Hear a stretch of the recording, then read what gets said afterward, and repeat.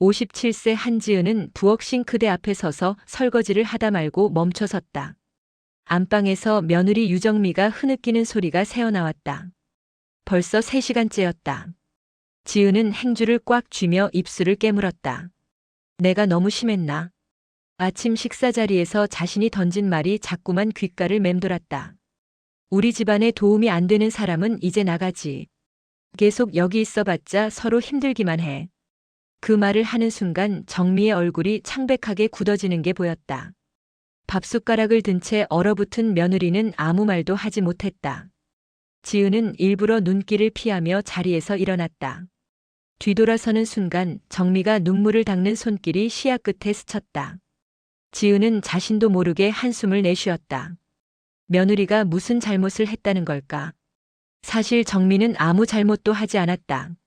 아침 일찍 일어나 밥을 짓고 시어머니가 좋아하는 나물을 무치고 말없이 집안일을 도맡아 했다. 그런데도 지은은 자꾸만 정미를 향해 차갑게 대했다. 왜 나는 이러는 걸까? 지은은 싱크대에 손을 짚고 스스로에게 물었다. 정미가 밉지 않았다. 오히려 기특한 며느리였다. 하지만 볼 때마다 가슴 한구석이 답답해지는 건 어쩔 수 없었다. 친정 배경도 없고 집안에 도움이 될 만한 힘도 없는 며느리. 남편 상철의 사업이 기울어가는 이 시점에 정미는 그저 조용히 집안일만 할 뿐이었다. 그게 정미 잘못은 아니지. 지은은 알고 있었다.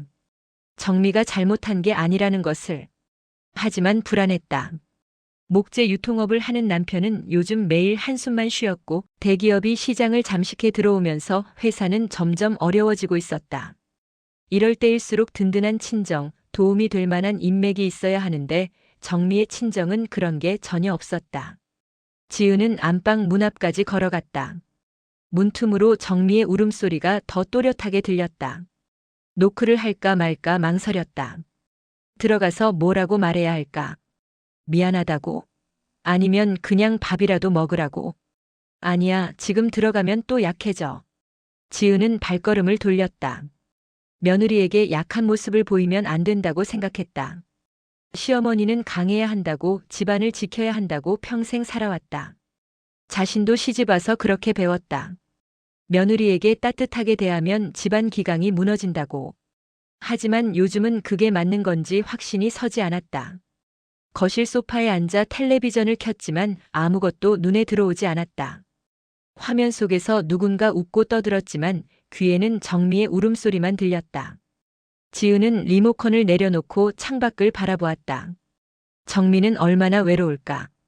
친정도 없이 이 집에 시집와서 차가운 시어머니 눈치만 보며 산지 벌써 6년. 정미가 이 집에 처음 왔을 때는 얼마나 밝고 예쁜 아이였던가. 아들 상우와 손잡고 웃던 모습이 아직도 눈에 선했다. 그런데 언제부터인가 정미의 웃음은 사라지고 늘 조심스러운 얼굴로 집안을 맴돌기만 했다. 저녁 무렵이 되어서야 정미가 방문을 열고 나왔다. 눈은 퉁퉁 부어 있었고 얼굴은 창백했다. 지은은 애써 무심한 척하며 부엌으로 향했다. 저녁 차려야지. 가만히 앉아만 있을 거야? 정미는 대답 대신 고개만 끄덕이고 앞치마를 둘렀다. 부엌에서 나란히 저녁을 준비하는 동안 둘 사이에는 침묵만 흘렀다. 지은은 무썰기에 집중하는 척했지만 옆에서 조용히 팔을 다듬는 정미가 자꾸 신경 쓰였다. 한마디만 해. 괜찮냐고 미안하다고. 하지만 끝내 입이 떨어지지 않았다. 그렇게 말하는 순간 자신이 무너질 것 같았다. 시어머니로서의 권위, 평생 지켜온 강한 모습이 와르르 무너질 것만 같았다. 밥상이 차려지고 가족들이 둘러앉았다. 남편 상철은 피곤한 얼굴로 말없이 밥을 떴고 아들 상우는 휴대폰만 들여다보았다. 정미는 밥 한 숟가락 뜨는 것도 조심스러워 보였다. 지은은 국그릇을 들다 말고 문득 생각했다. 어쩌다 우리 집이 이렇게 된 걸까? 따뜻했던 가족의 모습은 어디로 사라진 걸까? 언제부터 이렇게 서로에게 차가워진 걸까? 그리고 자신은 왜 며느리에게 이토록 매몰차게 구는 걸까? 대답은 없었다. 다만 숨이 자꾸 막히는 것만 같은 답답함만이 가슴을 짓눌렀다. 밤이 되어 잠자리에 누웠지만 잠은 오지 않았다. 옆방에서 정미가 또 우는 소리가 희미하게 들려왔다. 지은은 이불을 머리까지 뒤집어 쓰고 눈을 감았다. 내일은 조금 다르게 해봐야지. 하지만 그게 무엇인지 어떻게 해야 하는지는 알 수 없었다. 그날 오후 지은은 거실에서 빨래를 개고 있었다. 정미는 여전히 방에서 나오지 않았고 남편 상철은 회사에 나가 있었다. 적막한 집안에서 혼자 빨래를 개는 일은 외로웠다. 예전엔 정미가 옆에서 거들며 이런저런 이야기를 나누곤 했는데 요즘은 그마저도 사라졌다. 딩동. 현관 벨소리가 울렸다. 지은은 빨래를 내려놓고 일어섰다. 택배일까? 아니면 아들 상우가 열쇠를 두고 나간 걸까? 문을 열자 낯선 중년 남성이 서 있었다. 60대 초반쯤 되어 보이는 그 남자는 깔끔한 차림새에 온화한 인상이었다. 하지만 어딘가 긴장한 듯 손을 꼭 쥐고 있었다. 혹시 한지은 씨 댁이 맞습니까? 지은은 고개를 갸웃했다. 보험 설계사도 아니고 종교 권유도 아닌 것 같았다. 남자의 눈빛이 너무나 진지했다. 네, 그런데요. 누구시죠? 저는 박노진이라고 합니다. 혹시 유정미 씨가 이 댁에 순간 지은의 표정이 굳었다. 정미를 찾아온 사람? 친정이 없다던 정미에게 누가 찾아올 리 없었다. 설마 무슨 사기라도 치려는 건 아닐까? 정미를 어떻게 아시는데요? 박노진은 잠시 망설이다 조심스럽게 입을 열었다. 저는 정미의 양아버지입니다. 정확히는 그렇게 되려고 했던 사람이라고 해야 할까요? 양아버지요? 지은은 더욱 의아한 표정을 지었다. 정미에게는 친정이 없다고 알고 있었다. 어린 시절 고아원에서 자랐고 성인이 되어 독립했다는 것만 들었을 뿐이었다. 잠깐만요. 여기서 이러지 마시고 들어오시죠. 지은은 남자를 거실로 안내했다. 무언가 심상치 않은 이야기가 있을 것 같았다. 박노진은 소파에 앉아 한참을 망설이다 천천히 이야기를 시작했다. 20년도 더 됐습니다. 제가 서울의 한 고아원에서 자원봉사를 하던 시절이 있었어요. 그때 정미를 처음 만났습니다. 9살 꼬마였죠. 지은은 물 한 잔을 내밀며 그의 이야기를 들었다. 너무 조용하고 착한 아이였어요. 다른 아이들이 떠들고 놀 때도 혼자 구석에 앉아 책을 보곤 했죠. 제 마음이 자꾸 그 아이에게 갔습니다. 박노진의 목소리가 떨렸다. 제가 입양을 신청했습니다. 절차가 진행 중이었어요. 하지만 그때 회사에서 갑자기 해외 발령이 났습니다. 캐나다 지사로 가야 했죠. 돌아오면 바로 입양을 완료하겠다고 약속했습니다. 정미에게도 말했어요. 아빠가 곧 데리러 올게 라고. 지은은 숨을 죽이며 들었다. 하지만 일이 꼬였습니다. 캐나다에서 일하는 동안 한국 고아원과 연락이 끊겼어요. 몇 번을 전화해도 담당자가 바뀌었다고 기록을 찾을 수 없다고만 했습니다. 제가 돌아왔을 때는 이미 고아원이 다른 곳으로 이전했고 정미의 기록은 어디에도 없었습니다. 그럼 그동안 계속 찾았습니다. 20년 넘게 찾았어요. 사설 탐정도 고용하고 입양 기록을 뒤지고 고아원 출신자 모임도 찾아다녔습니다. 하지만 정미는 어디에도 없었어요. 박노진은 주머니에서 낡은 사진 한 장을 꺼냈다. 고아원 마당에서 찍은 듯한 사진이었다. 어린 정미가 수줍게 웃고 있었고 옆에 젊은 시절의 박노진이 서 있었다. 그러다 한 달 전 우연히 옛날 고아원 동료를 만났습니다. 그 사람이 정미 이야기를 했어요. 결혼해서 잘 사는 줄 알았는데 요즘 많이 힘들어한다고. 지은은 가슴이 철렁 내려앉았다. 제가 소문을 듣고 이곳저곳 수소문했습니다. 정미가 시댁에서 힘들게 산다는 얘기를 들었어요. 더 이상 기다릴 수 없었습니다. 제가 20년 전에 지키지 못한 약속, 이제라도 지켜야 한다고 생각했습니다. 박노진은 고개를 숙였다. 정미를 만날 수 있을까요? 아버지라고 부를 자격은 없지만 그래도 그 아이가 괜찮은지 보고 싶습니다. 지은은 할 말을 잃었다. 정미에게 이런 사연이 있었다니. 평생 혼자라고 생각하며 살아온 정미에게 자신을 찾아 헤맨 사람이 있었다니. 정미는 지금 지은이 말을 잇지 못하는 순간 안방 문이 열렸다. 눈이 퉁퉁 부은 정미가 물을 마시려 나왔다가 거실에 낯선 남자를 보고 멈춰섰다. 박노진과 정미의 눈이 마주쳤다. 정미야, 박노진의 목소리가 떨렸다. 정미는 그 얼굴을, 그 목소리를 어렴풋이 기억하는 듯 눈을 크게 떴다. 아저씨, 그때 그 아저씨? 그래, 나야. 아빠가 왔어. 늦었지만 약속 지키러 왔어. 정미의 입술이 파르르 떨렸다. 20년을 혼자라 믿었던 세월이 무너지는 순간이었다. 지은은 그 광경을 바라보며 가슴이 뜨거워졌다. 자신이 그동안 정미를 얼마나 함부로 대했는지 뒤늦게 깨닫기 시작했다.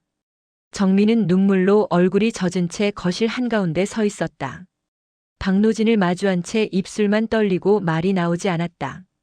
20년 전 고아원에서 자신을 안아주던 그 사람, 아빠가 되어주겠다고 약속했던 그 사람이 눈앞에 있었다. 정미야. 박노진이 조심스럽게 다가왔다. 정미는 한 걸음 뒤로 물러섰다. 너무 오랜 시간이 흘렀고 너무 많은 아픔이 있었다. 왜 이제야 오신 거예요? 목소리가 떨렸다. 박노진은 고개를 떨구었다. 미안하다. 정말 미안하다. 나는 내가 잘 사는 줄 알았다. 아니, 그렇게 믿고 싶었다. 찾지 못한 내 죄책감을 덜기 위해 스스로를 속였는지도 모르겠다. 지은은 소파에 앉아 두 사람을 조용히 지켜보았다. 정미의 떨리는 어깨, 박노진의 숙인 고개. 그 사이에 흐르는 20년의 시간이 보이는 것만 같았다. 저는요. 정미가 입을 열었다. 제가 어디서 온 사람인지 평생 몰랐어요. 부모님이 누구인지, 왜 고아원에 있게 됐는지 아무것도 기억나지 않았어요. 정미는 소파 팔걸이를 붙잡으며 계속 말했다. 그냥 세상에 혼자인 사람이라고 생각했어요. 누구도 날 찾지 않는다고, 나는 필요 없는 사람이라고 믿으며 살았어요. 박노진의 얼굴이 일그러졌다. 그게 다 내 잘못이다. 내가 지켜줬어야 했는데. 아니요. 정미가 고개를 저었다. 그런데 결혼하고 나서도 똑같았어요. 전뿌리가 없다고, 친정이 없다고, 도움이 안 된다고 계속 들었거든요. 정미의 시선이 지은에게 향했다. 지은은 그 눈빛을 피하고 싶었지만 피할 수 없었다. 시어머니는 제게 물으셨어요. 친정이 어디냐고, 부모님은 뭘 하시냐고, 친척은 누가 있냐고. 저는 아무 대답도 할 수 없었어요. 지은은 가슴이 찢어지는 것 같았다. 자신이 했던 그 질문들, 그 차가운 시선들이 정미에게 얼마나 큰 상처였을지 이제야 알 것 같았다. 집안 배경을 자꾸 물어보셨어요. 그럴 때마다 전 제가 아무것도 아닌 사람 같았어요. 그래서 더 열심히 했어요. 새벽같이 일어나서 밥하고 청소하고 빨래하고 인정받고 싶었어요. 제가 이 집에 있어도 되는 사람이라는 걸 증명하고 싶었어요. 정미의 목소리가 점점 높아졌다. 하지만 소용없었어요. 아무리 잘해도 아무리 애써도 전전 이 집에서 투명인간이었어요. 정미야. 지은이 입을 열었지만 정미는 계속 말했다. 어제도 그러셨잖아요. 도움이 안 되니까 나가라고. 전 제가 정말 뭘 잘못한 건지 모르겠어요. 제가 고아원 출신인 게 잘못인가요? 친정이 없는 게 죄인가요? 지은은 아무 말도 할 수 없었다. 목이 메었다. 자신이 던진 그 말들이, 그 차가운 태도가 정미를 이렇게 만들었다. 박노진이 정미에게 다가가 어깨에 손을 얹었다. 정미야, 내 잘못이 아니다. 내가 어디서 왔든 뿌리가 어디든 그건 중요하지 않아. 넌 소중한 사람이야. 정미는 그 손길에 무너졌다. 평생 듣고 싶었던 말이었다.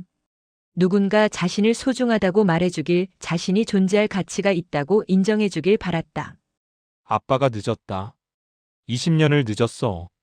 그때 널 지켜주지 못한 것도, 그동안 내가 혼자 아파하게 한 것도 다 내 잘못이야. 박노진은 정미를 꽉 안았다. 정미는 그의 품에서 아이처럼 울었다. 지은은 그 모습을 보며 눈물을 닦았다. 자신이 얼마나 잔인한 사람이었는지 깨달았다.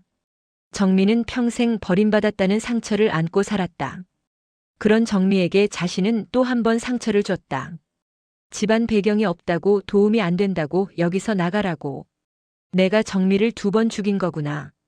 지은은 떨리는 손으로 얼굴을 감쌌다. 한참을 울던 정미가 박노진에게서 조금 떨어져 물었다. 그동안 정말 저를 찾으신 거예요? 그럼. 한 번도 널 잊은 적 없어. 20년 동안 계속 찾았어. 미안하다, 정미야. 아빠가 약속을 지키지 못했어. 정미는 또 눈물을 흘렸다. 하지만 이번엔 슬픔만이 아니었다. 자신을 찾아준 사람이 있다는 것, 자신을 기억해준 사람이 있다는 것이 너무나 감사했다. 지은은 천천히 일어섰다. 정미에게 다가가 조심스럽게 손을 내밀었다. 정미야, 나도 미안하다. 정미가 놀란 눈으로 지은을 바라보았다. 내가 너한테 너무 못했구나. 내가 얼마나 아픈 시간을 견뎌왔는지 이제야 알았어. 지은의 목소리가 떨렸다. 용서해 줄 수 있겠니? 정미는 지은의 손을 바라보며 망설였다. 그리고 천천히 그 손을 잡았다. 그날 저녁 남편 오상철이 집에 돌아왔을 때는 이미 밤 9시가 넘어 있었다. 평소보다 2시간은 늦은 시간이었다. 지은은 식탁에 저녁을 차려놓고 기다리고 있었다. 여보, 왔어요? 상철은 대답 대신 한숨만 내쉬며 소파에 주저앉았다. 넥타이를 풀고 정수리를 쓸어내리는 그의 모습에서 지은은 불길한 예감을 느꼈다. 무슨 일 있어요? 됐어. 밥이나 먹자. 상철은 일어서서 식탁으로 갔다.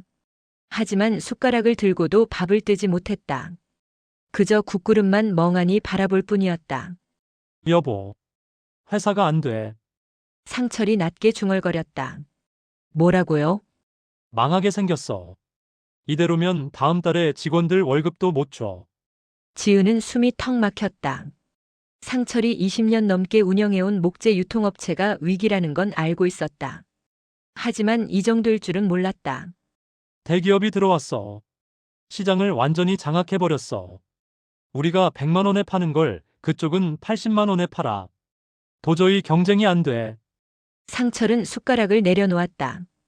거래처들이 하나둘씩 떠나가. 30년 거래하던 곳도 말없이 계약을 끊더라고. 가격을 맞출 수 없냐는데 우리가 그 가격에 팔면 원가도 안 나와. 그럼 어떡하면 돼요? 모르겠어. 은행 대출은 이미 한도가 꽉 찼고 새로 투자받을 데도 없고 이번 달 말이면 직원 12명 월급 2천만 원 넘게 나가는데 통장엔 1천만 원도 없어. 지은은 말문이 막혔다. 회사가 이렇게까지 어려운 줄 몰랐다. 내가 뭘 잘못한 걸까? 상철이 고개를 떨구었다. 회사를 키우겠다고 가족을 잘 먹여 살리겠다고 시작한 일인데 이제 와서 다 무너지는구나. 그때 안방에서 상철의 어머니가 나왔다. 지은의 시어머니이자 상철에게는 노모였다.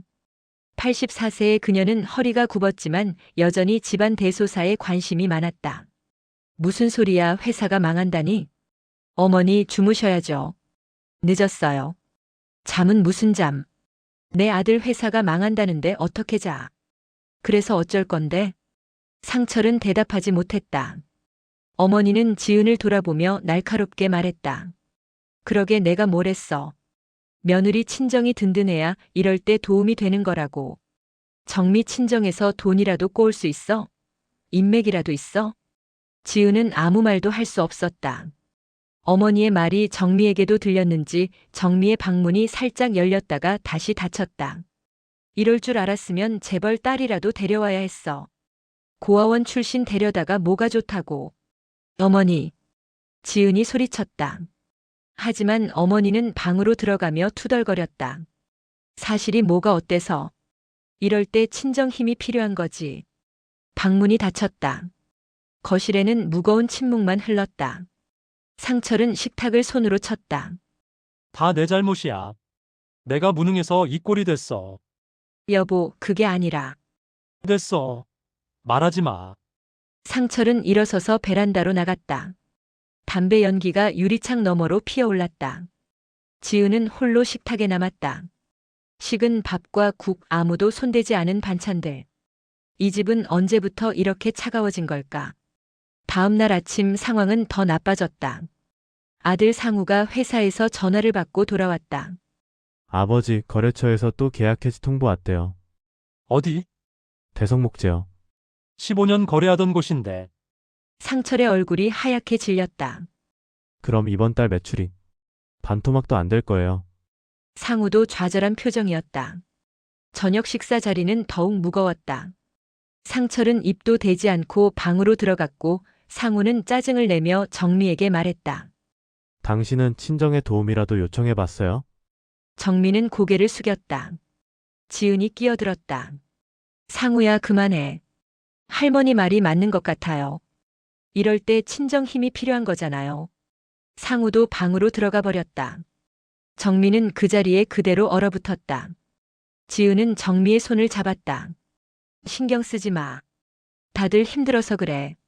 하지만 정미의 눈에는 이미 눈물이 가득했다. 제가 정말 이 집에 도움이 안 되나 봐요. 정미야. 저 때문에 가족들이 더 힘들어하는 것 같아요. 제가 없으면 나을까요? 정미는 식탁을 정리하지도 않고 방으로 들어갔다. 문이 닫히는 소리가 유난히 크게 들렸다. 지은은 홀로 남아 식탁을 바라보았다. 온 가족이 서로에게 상처를 주고 있었다. 회사 위기 때문에, 돈 때문에, 불안 때문에. 그리고 그 모든 화살이 정미를 향하고 있었다. 이러면 안 되는데. 지은은 알았다. 하지만 어떻게 해야 할지 몰랐다. 며칠이 지났지만 집안 분위기는 나아지지 않았다. 상철은 매일 새벽같이 나가 밤늦게 돌아왔고 상우는 말수가 줄었다. 정민은 더욱 조심스럽게 집안일을 했지만 누구도 고맙다는 말을 하지 않았다. 박노진은 그 며칠 동안 근처 여관에 묵으며 정미를 조금씩 만났다.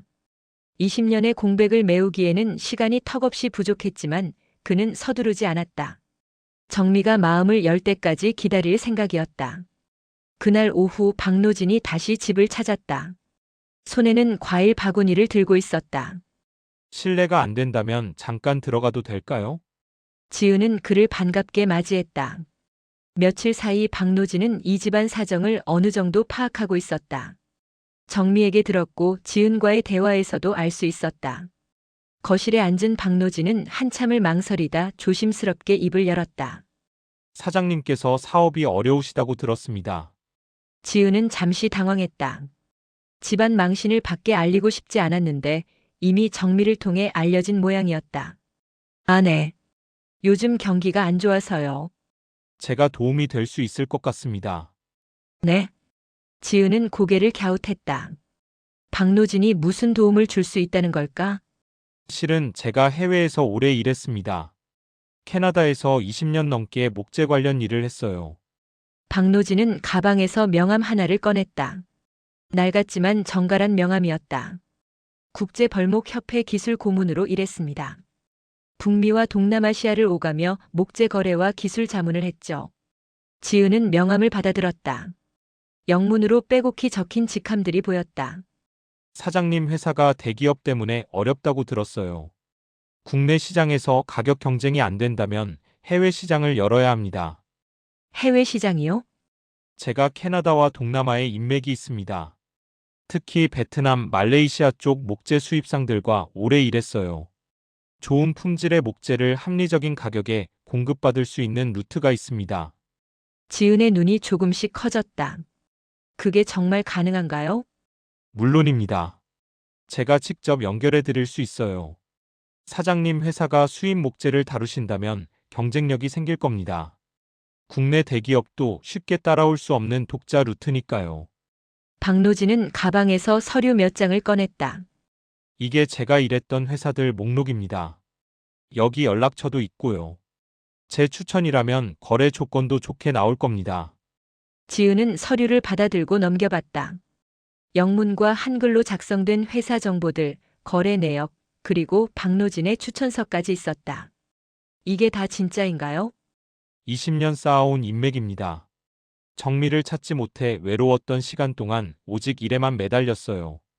그 덕분에 인맥만큼은 제법 쌓였죠. 박노진은 잠시 말을 멈췄다가 조심스럽게 덧붙였다. 제가 정미를 지키지 못했습니다. 20년 전에도 그리고 그 이후로도 이제라도 정미가 행복했으면 좋겠어요. 정미의 가족이 안정됐으면 좋겠고요. 지은은 목이 메었다. 그게 제가 할 수 있는 유일한 일입니다. 사장님 사업이 다시 일어서면 정미도 이 집에서 편하게 살 수 있지 않을까요? 그때 현관문이 열리며 상철이 들어왔다. 퇴근 시간보다 훨씬 이른 시간이었다. 여보, 왜 이렇게 일찍? 오늘 또 거래처 하나가 끊겼어. 더 이상 회사에 있어봤자 의미가 없더라고. 상철은 소파에 주저앉으며 박노진을 봤다. 아, 정미 아버지시죠? 네, 사장님. 박노진입니다. 지은이 재빨리 말했다. 여보, 이분 얘기 좀 들어봐요. 우리 회사에 도움이 될 수도 있어요. 도움이요? 상철은 지친 표정으로 박노진을 바라봤다. 박노진은 다시 한번 자신의 제안을 설명했다. 해외 인맥, 새로운 수입 루트, 독자적인 경쟁력. 처음엔 반신반의하던 상철의 표정이 점점 진지해졌다. 정말 그게 가능하단 말씀이십니까? 가능합니다. 제가 직접 동행해서 거래처를 연결해 드릴 수도 있어요. 다음 주에 베트남 출장이 어떠신가요? 상철은 서류를 다시 펼쳐 들여다봤다. 회사 이름들, 거래 조건들, 모든 게 구체적이었다. 왜 이렇게까지 도와주시려는 겁니까? 박노진은 안방 쪽을 바라봤다. 정미가 문틈으로 이쪽을 보고 있었다. 제 딸이 행복했으면 좋겠습니다. 그게 제가 할 수 있는 전부입니다. 상철은 서류를 꼭 쥐었다. 처음으로 작은 희망이 보이는 것 같았다. 지은도 마음 한구석이 따뜻해졌다. 박노진의 제안이 단순한 금전적 지원이 아니라 새로운 가능성을 여는 것이었다. 그리고 무엇보다 이 모든 게 정미를 위한 것이었다. 감사합니다. 상철이 고개를 숙였다. 오랜만에 보는 진심 어린 감사였다. 박노진과 상철은 다음 주 베트남으로 출장을 떠났다. 일주일 동안 호치민과 하노이를 오가며 목재 수입상들을 만났다. 박노진의 소개는 확실했다. 20년 넘게 쌓아온 신뢰 덕분에 거래처들은 상철을 환대했다. 박 고문님이 추천하신 분이라면 믿을 수 있죠. 계약서 검토해 보시고 연락 주세요. 좋은 조건의 계약서들이 하나둘씩 책상 위에 쌓였다. 상철은 믿기지 않았다. 불과 한 달 전만 해도 회사가 망할 것 같았는데 이제는 새로운 가능성이 열리고 있었다. 사장님, 이 루트로 들어오는 목재는 국내 어느 회사도 따라올 수 없습니다. 품질도 좋고 가격도 합리적이에요. 박노진의 말대로였다. 대기업이 아무리 덤핑을 해도 이 루트는 건드릴 수 없었다. 독자적인 경쟁력이 생기는 순간이었다. 한국으로 돌아온 상철은 곧바로 직원들을 모았다. 다들 고생 많았습니다. 회사가 어려워서 여러분도 불안했을 텐데 이제 좋은 소식이 있습니다. 상철은 베트남 거래처 계약서를 보여줬다. 새로운 수입 루트가 생겼습니다. 다음 달부터 물량이 들어오고 기존 거래처들도 다시 돌아올 겁니다. 직원들 사이에서 안도의 한숨이 흘러나왔다. 누군가는 박수를 쳤고 누군가는 눈시울을 붉혔다. 월급 걱정 안 하셔도 됩니다. 회사는 계속 갑니다. 사무실에 웃음이 돌아왔다. 상철은 그제야 가슴을 쓸어내렸다. 집으로 돌아온 상철은 거실에 모인 가족들을 보았다. 지은, 정미 그리고 아들 상우까지. 모두 초조한 얼굴로 그를 기다리고 있었다. 어떻게 됐어요? 지은이 물었다. 됐어. 계약 성사됐어. 정말요? 응. 세 곳이나 계약했어. 다음 달부터 물량 들어와. 지은은 손으로 입을 막았다. 상우는 안도의 한숨을 내쉬었다. 정미는 조용히 고개를 숙이고 있었다. 상철은 정미 앞으로 다가갔다. 정미야. 정미가 고개를 들었다. 눈에는 여전히 불안함이 가득했다. 고맙다. 아버지 덕에 우리가 살았어. 아니요, 저는 아무것도 한 게 없는데요. 아니야. 상철이 고개를 저었다. 박 고문님이 아니었으면 회사 문 닫을 뻔했어. 상철은 정미의 손을 잡았다. 그동안 내가 참 못했어. 힘들 때마다 화풀이했고 친정 힘이 없다고 무시했고 정미는 눈물을 글썽였다. 우릴 살린 사람이 내 아버지야. 이제는 네가 어디서 왔든 중요하지 않아. 아니, 애초에 중요한 게 아니었어. 상철은 정미 앞에 무릎을 꿇었다. 미안해. 정말 미안해. 정미는 울음을 터뜨렸다. 상우도 옆으로 다가와 정미의 어깨를 감쌌다. 나도 미안해요. 친정 운운하면서 상처 줬죠. 당신은 잘못한 게 없는데 가족들이 정미를 감싸 안았다. 그 모습을 지켜보던 지은은 가슴이 뜨거워졌다. 지은도 천천히 정미에게 다가갔다. 정미는 눈물 범벅이 된 얼굴로 지은을 올려다봤다. 정미야. 지은의 목소리가 떨렸다. 평생 강하게만 살아온 지은이었다. 시어머니로서 며느리 앞에 약한 모습을 보인 적이 없었다. 하지만 이제는 달랐다. 나도 미안하다. 지은은 정미의 손을 꼭 잡았다. 정미는 놀란 얼굴로 손을 바라봤다. 내가 너한테 너무 못했어. 집안 배경이 어쩌니, 친정 힘이 어쩌니 하면서 널 괄시했지. 지은의 눈에도 눈물이 맺혔다. 넌 잘못한 게 하나도 없어. 오히려 이 집을 위해 누구보다 애썼는데 난 그걸 몰랐어. 아니, 보려고 하지 않았어. 어머니. 늦었지만 지금이라도 말하고 싶어. 고맙다. 그리고 미안하다. 지은은 서투른 손길로 정미를 안았다. 며느리를 안아본 게 얼마 만인지 기억도 나지 않았다. 정미는 시어머니의 품에서 한참을 울었다. 거실에는 따뜻한 침묵이 흘렀다. 오랜만에 느끼는 평화였다. 상철이 천천히 입을 열었다. 이번 주말에 박 고문님 모시고 식사하자. 제대로 감사 인사 드려야지. 그래야죠. 지은이 고개를 끄덕였다. 그분이 없었으면 우린 어떻게 됐을지 몰라. 정미가 눈물을 닦으며 말했다. 아버지가 정말 저를 위해 이렇게까지 해주실 줄 몰랐어요. 20년을 기다린 분이야. 당연히 최선을 다하셨겠지. 상철이 정미의 머리를 쓰다듬었다. 우리도 이제 정미를 제대로 대해야 해. 가족이잖아. 지은은 정미의 손을 다시 한번 꼭 잡았다. 그래. 우린 가족이야. 진짜 가족. 정미는 고개를 끄덕이며 미소 지었다. 오랜만에 보는 진짜 미소였다. 주말 저녁 지은은 아침부터 부엌에서 분주했다. 박노진을 초대한 식사 자리였다. 정미도 옆에서 거들었다. 예전처럼 눈치 보며 조심스럽게 움직이는 게 아니라 편안한 마음으로 함께 요리했다. 어머니, 이 나물은 어떻게 무쳐요? 참기름 넉넉히 넣고 소금 살짝만. 박 고모님이 담백한 거 좋아하신다며? 네, 기름진 건 잘 못 드세요. 둘은 자연스럽게 대화를 나눴다. 지은은 문득 이런 평범한 순간이 얼마나 소중한지 깨달았다. 며느리와 나란히 서서 밥을 짓고 이야기를 나누는 것. 이게 진짜 가족이구나. 오후 5시 박노진이 도착했다. 손에는 와인 한 병과 꽃다발을 들고 있었다. 늦지 않았죠? 아니에요. 딱 맞춰 오셨어요. 어서 들어오세요. 상철이 반갑게 맞이했다. 거실에는 이미 상이 차려져 있었다. 갈비찜, 잡채, 각종 나물과 전, 그리고 정성스럽게 끓인 된장찌개까지. 이렇게까지 준비하실 필요 없었는데.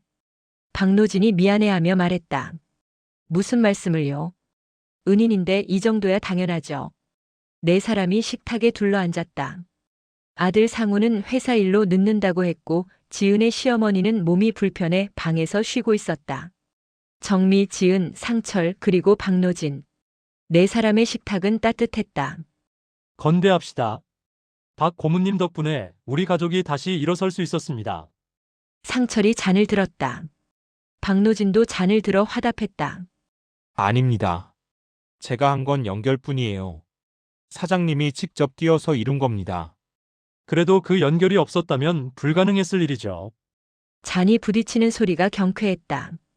식사가 시작되고 대화가 오갔다. 요즘 회사 분위기가 정말 좋아요. 직원들 얼굴에 웃음이 돌아왔어요. 상철이 갈비를 집으며 말했다. 다음 달에 두 번째 물량이 들어오면 본격적으로 확장할 생각입니다. 베트남 쪽 거래가 안정되면 말레이시아 쪽도 타진해 보려고요. 좋은 생각입니다. 제가 말레이시아 쪽에도 아는 분들이 계시니까 연결해 드릴게요. 두 남자는 사업 이야기를 나눴다. 지은은 그 모습을 보며 흐뭇했다. 불과 한 달 전만 해도 절망에 빠져 있던 남편이 이제는 미래를 이야기하고 있었다. 정미는 조용히 밥을 먹으며 가끔 박노진을 올려다봤다. 아버지라는 존재가 아직 낯설었지만 나쁘지 않았다. 오히려 마음 한구석이 따뜻해지는 느낌이었다. 정미야, 박노진이 정미를 불렀다. 응? 요즘 좀 어때? 괜찮아? 정미는 잠시 생각하다 고개를 끄덕였다. 네, 많이 좋아졌어요. 다행이다. 아빠가 제일 걱정했던 게 그거였어. 박노진은 정미의 머리를 쓰다듬었다. 서툰 손길이었지만 따뜻했다. 지은이 말을 거들었다. 고모님 덕분에 우리 집안이 달라졌어요. 사업도 살아났지만 더 중요한 건 가족이 가족다워졌다는 거예요. 무슨 말씀을요? 진심이에요. 우린 그동안 서로에게 너무 매몰차게 굴었어요. 특히 정미한테요. 지은은 정미의 손을 잡았다. 이젠 달라요. 정미가 얼마나 소중한 사람인지 이제야 알았어요. 정미의 눈에 눈물이 맺혔다. 행복한 눈물이었다. 식사가 끝나고 거실로 자리를 옮겼다. 창밖으로 노을이 지고 있었다. 붉은 빛이 거실을 물들였다. 정말 예쁜 노을이네요. 박노진이 창밖을 바라보며 말했다. 그러게요. 오늘따라 더 예쁜 것 같아요. 상철이 화답했다. 정민은 소파에 앉아 조용히 웃었다. 자신을 버렸다고 믿었던 사람이 알고 보니 평생 찾아 헤맨 양부. 평생 자신을 인정하지 않던 시어머니가 이제는 손을 잡아주는 사람. 그리고 서로의 상처를 뒤늦게 이해하게 된 가족들. 노을빛 아래에서 정민은 조용히 속삭였다. 가족은 함께 아파하고 회복하는 사람들이구나. 지은이 정미의 말을 들었다. 맞아. 우린 함께 아팠고 이제 함께 회복하고 있어. 지은은 며느리의 손을 꼭 잡으며 말했다. 이제는 우리가 너를 지켜줄게. 약속해. 어머니. 정민은 지은의 품에 안겼다. 상철도 두 사람을 감싸 안았다. 박노진은 그 모습을 보며 조용히 미소 지었다. 감사합니다. 정미가 이렇게 따뜻한 가족과 함께여서 저희가 더 감사하죠. 고모님이 정미를 지켜주셨잖아요. 창밖의 노을은 점점 짙어졌다. 붉은 빛이 주황빛으로, 주황빛이 보랏빛으로 변했다. 정미는 창밖을 바라보며 생각했다. 평생 혼자라고 믿었던 자신에게 이제는 가족이 생겼다. 늦게 찾아온 아버지, 마음을 연 시어머니, 그리고 함께 아파하고 회복하는 가족들. 오늘 정말 행복해요. 정미가 작은 목소리로 말했다. 우리도. 지은이 대답했다. 거실에는 따뜻한 침묵이 흘렀다. 오랜만에 느끼는 진짜 평화였다. 상처는 아물고 오해는 풀렸다. 남은 건 서로를 향한 사랑과 이해뿐이었다. 정민은 가족들의 얼굴을 하나하나 바라봤다. 모두 편안한 미소를 짓고 있었다. 이게 가족이구나. 정민은 마음속으로 되뇌었다.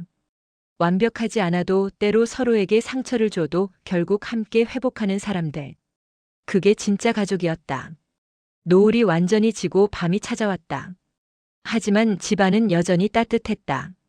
여러분, 오늘 한지은과 정미의 이야기는 어떠셨나요? 고아 출신이라는 이유로, 친정 배경이 없다는 이유로 시댁에서 차가운 대우를 받아야 했던 정미. 그리고 강해야 한다는 생각에 며느리에게 차갑게 대했던 시어머니 지은. 두 사람은 서로에게 상처를 주고받으며 힘든 시간을 보냈습니다. 하지만 위기의 순간 정미를 평생 찾아 헤맨 양아버지 박노진이 나타났고 그의 도움으로 집안의 위기가 해결되면서 가족들은 비로소 깨달았습니다. 진짜 중요한 건 배경이나 재산이 아니라 서로를 향한 마음이라는 것을요. 가족이란 무엇일까요? 완벽한 사람들의 모임일까요? 아닙니다. 가족은 함께 아파하고 함께 회복하는 사람들입니다. 때로는 서로에게 상처를 주기도 하지만 그 상처를 함께 치유해가는 사람들이 바로 진짜 가족입니다. 혹시 여러분도 가족 간의 오해나 상처 때문에 힘드신가요? 너무 늦었다고 생각하지 마세요. 지은과 정미처럼 언제든 마음을 열면 관계는 회복될 수 있습니다. 진심 어린 사과 한마디, 따뜻한 손길 하나가 얼어붙은 관계를 녹일 수 있습니다. 오늘 이야기가 여러분의 마음에 작은 위로가 되었다면 구독과 좋아요 부탁드립니다. 여러분의 구독과 좋아요 하나하나가 저희에게 큰 힘이 되고 더 좋은 이야기를 전해드릴 수 있는 원동력이 됩니다. 또한 댓글로 여러분의 가족 이야기나 소중한 경험을 나눠주세요. 여러분의 이야기 하나하나가 누군가에게는 큰 위로와 공감이 될 수 있습니다. 다음 영상에서는 또 어떤 따뜻한 이야기로 찾아뵐까요? 채널 알림 설정까지 해두시면 새로운 영상을 가장 먼저 만나보실 수 있습니다. 오늘도 시청해주셔서 감사합니다. 여러분 모두 가족과 함께 행복한 시간 보내세요.